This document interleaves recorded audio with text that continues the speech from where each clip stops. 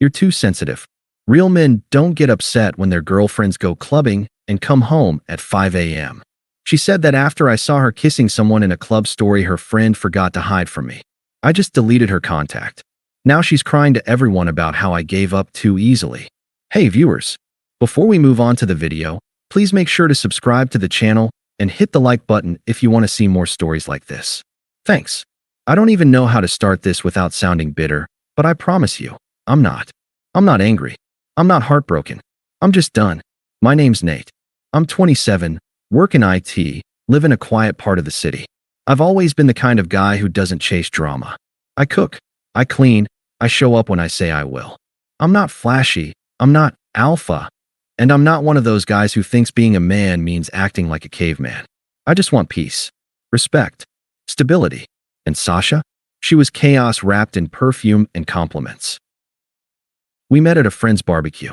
She was funny, gorgeous, wild in that way that draws you in like a moth to a bug zapper.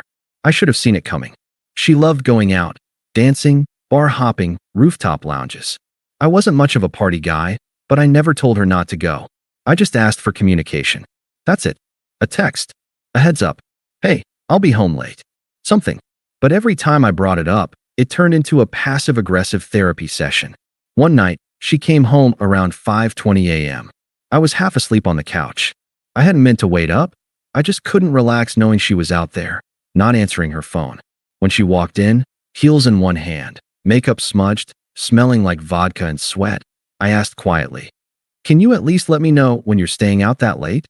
She dropped her purse, tossed her hair, and looked at me like I was a toddler crying over spilled juice. And then she said it. "You're too sensitive."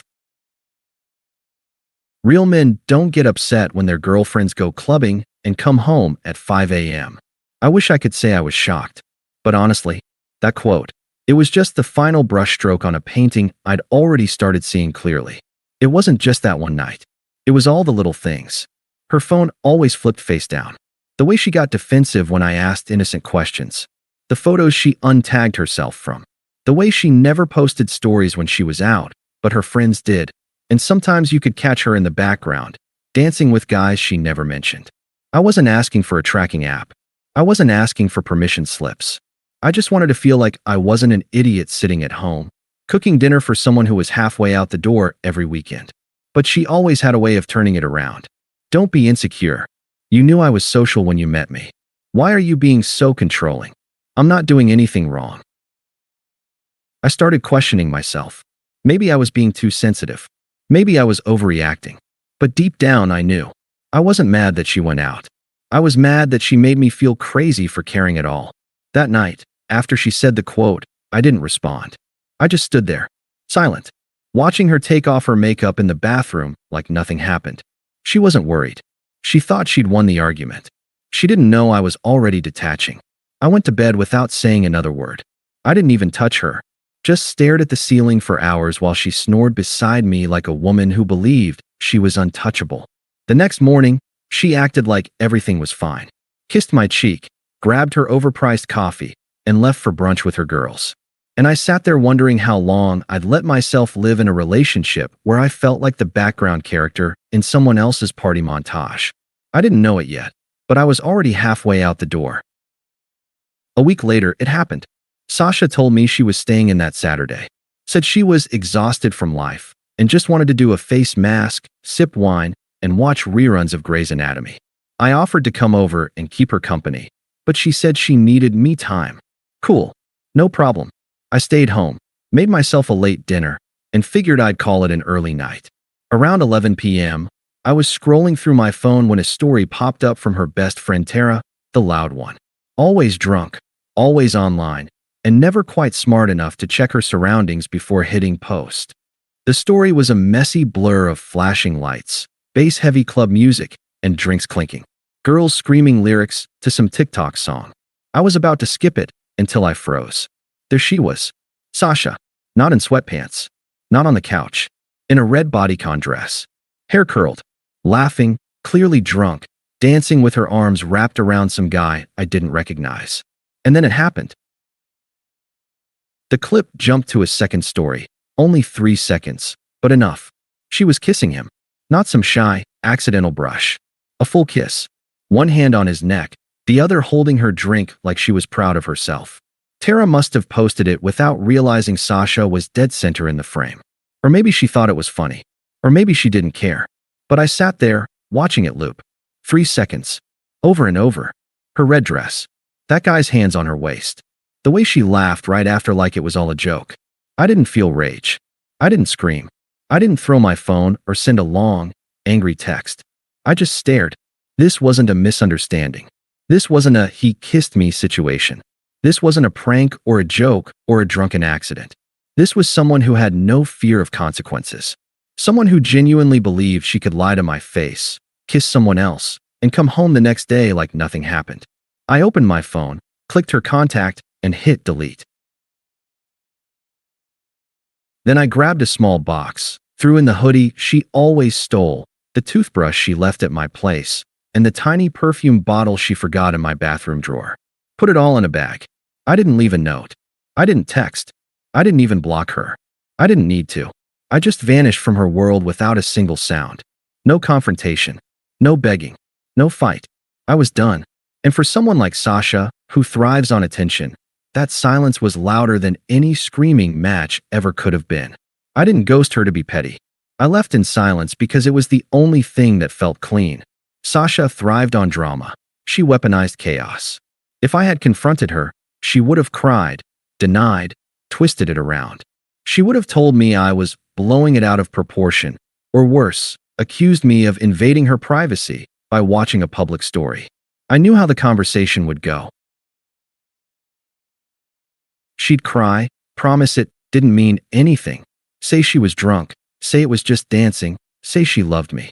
And then, 2 weeks later, I'd catch her doing the same thing again, only better hidden. So I skipped the part where I let her talk her way back into my life. I dropped her stuff off in a grocery bag on her porch at 6:30 a.m. Sunday. Quietly. She didn't wake up. I know, because she texted me around 10:43 a.m. like nothing happened. "Good morning, babe," face blowing a kiss. "Can we do photo night?" I didn't respond. At 2 p.m., "Did you sleep okay? I was thinking about you last night," pleading face, nothing. By 6:15 p.m., it had shifted. "Are you mad at me?" And then, "Nate? What's going on? Is this about last night? What did you see?" That's when I knew it hit her. She was scrolling through her own friends' stories. Probably saw the same 3 seconds I did. Probably panicked. Probably texted Tara in all caps. "Delete that story right now, WTF," but it was too late. I had already seen everything I needed. I didn't answer. I didn't block her either. That was the worst part for her. I left the line open. Let her sit in the silence. Let her keep trying. The next day, I got a paragraph. "I know how that video looked, but it wasn't what it seemed. I had too much to drink. I wasn't thinking straight. I was upset you didn't want to come with me. I felt neglected. I just wanted some attention, but it meant nothing. You know I love you. Please don't throw everything away over one stupid moment." Not once did she say, "I'm sorry I lied to you."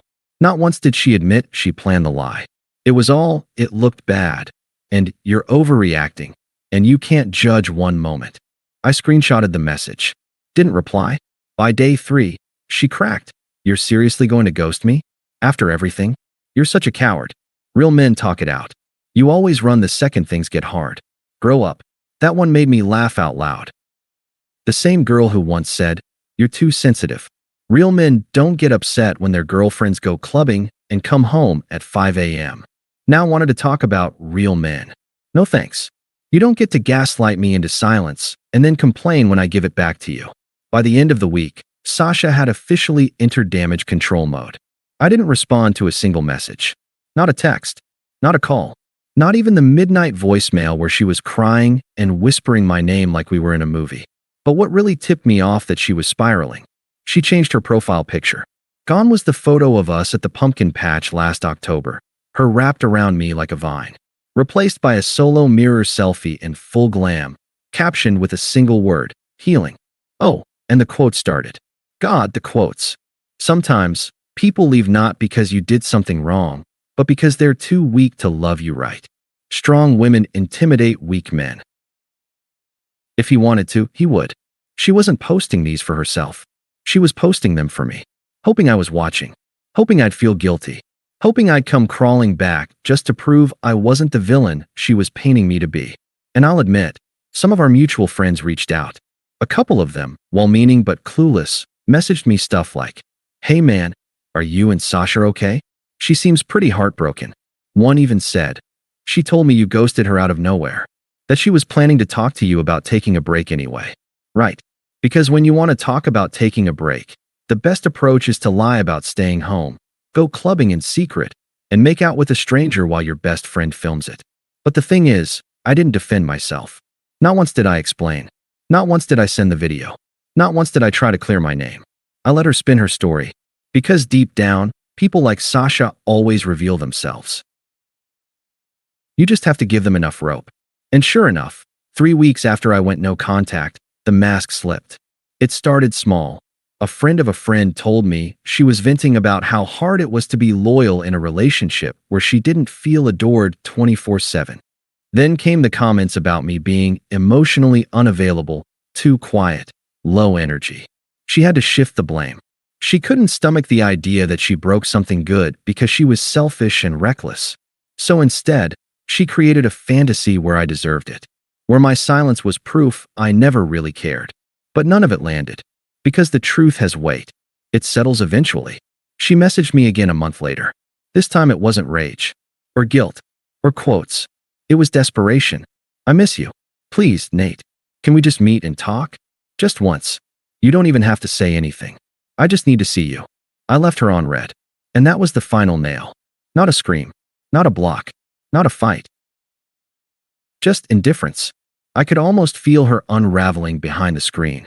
Because when you're used to manipulating people, there's nothing scarier than someone who doesn't flinch anymore. I hadn't seen her in person since the night of the club. I thought that was it. Done. I thought she'd eventually get the message, fade out like a phase she never expected to end. But Sasha was too theatrical for that. Too addicted to control. To her, silence wasn't closure, it was a cliffhanger. And sure enough, one rainy Thursday evening, she showed up. Unannounced. Standing at my door like a ghost that hadn't gotten the memo, it was dead. She was drenched, no umbrella, just a hoodie clinging to her like it was part of her skin. Mascara bleeding into the corners of her eyes.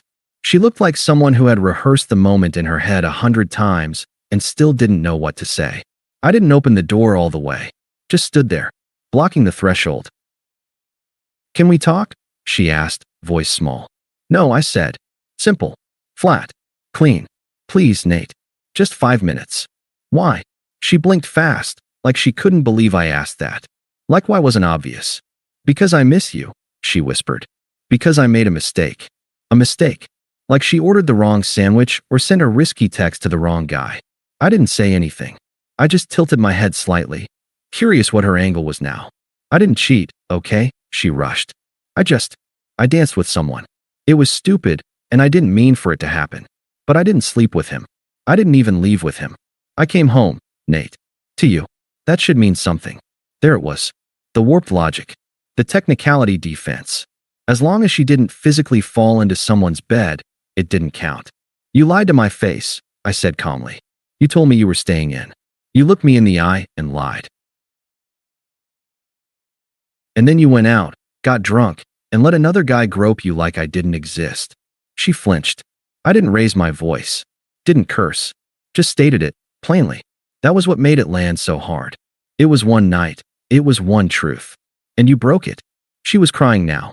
Shoulders shaking, lips trembling, mascara running like black veins down her face. "I didn't want to lose you," she choked out. "You didn't want to, but you didn't care enough not to." Silence.